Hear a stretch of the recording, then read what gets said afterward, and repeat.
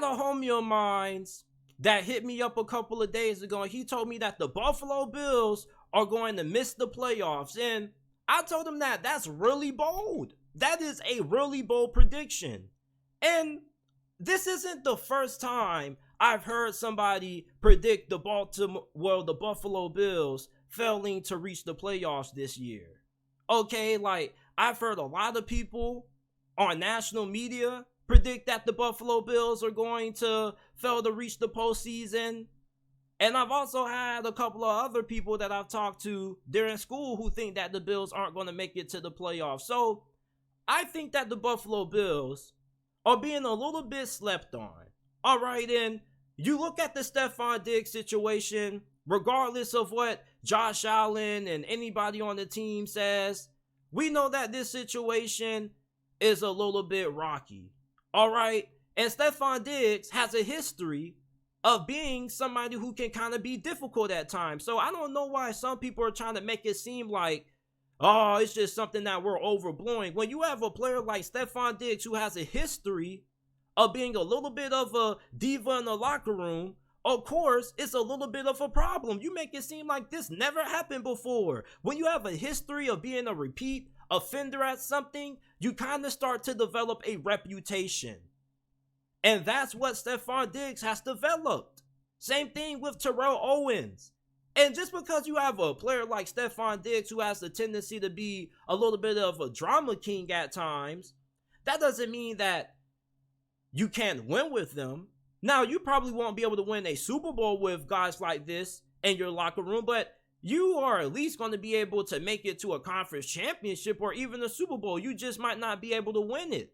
You see, Stefon Diggs, I don't think this situation is going to be enough to hold the Buffalo Bills back completely for being able to reach their potential.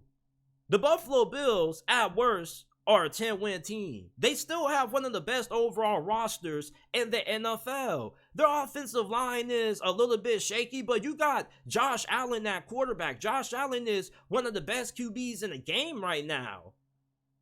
The run game, I mean, yeah, you might have some concerns about it, but it's not like you need elite running back play to win the Super Bowl.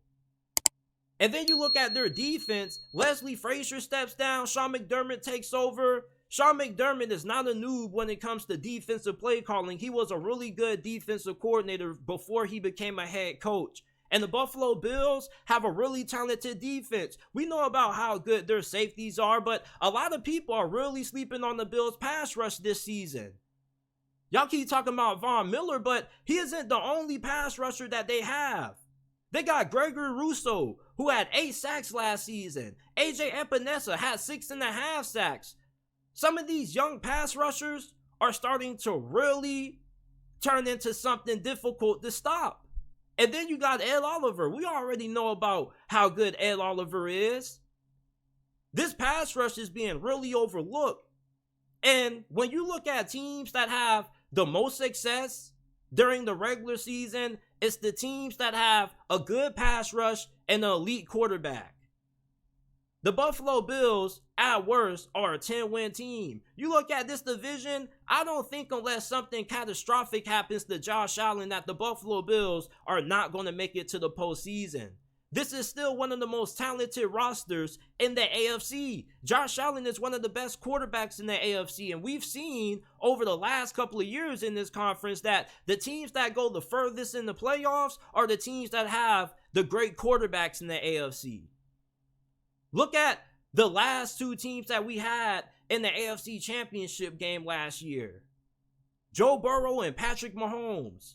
Those were the 2 best quarterbacks in the NFL this season. The 2 best quarterbacks in the AFC. Same thing for the year prior. The teams that have the better quarterbacks advance further in the playoffs than the teams that don't have them. And the Buffalo Bills have one. And you guys make it seem like the Buffalo Bills have just been losing to anybody in the postseason. They lost to the Cincinnati Bengals and the Kansas City Chiefs. One team that went on to win the Super Bowl and another one that ended up going on to lose the Super Bowl. It's not like they got upset in that wild card game against the Miami Dolphins. they came close to, and they did play really sloppy, but they still came away with the victory. You can't really give kudos for close calls. Close calls don't win games. What only matters is pulling out the W. The Buffalo Bills, I don't really think they're doing anything that really shows that they are imploding. I think the real expectations for Buffalo Bills fans is if Sean McDermott can finally get this team over the hump into the Super Bowl. So while some of y'all think that the Buffalo Bills should be lucky enough to make it to the playoffs because you're trying to predict their demise, their goals and their aspirations are the Super Bowl. And if Sean McDermott can't even get this team to the AFC Championship game this year, you wonder if they got to start having some tough conversations and maybe a tough decision. And you guys already know our mantra for those tough conversations.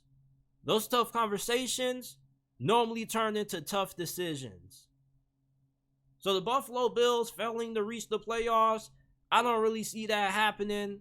I think they would need hell of injuries plus Josh Allen being out for the season for them not to be able to reach the playoffs.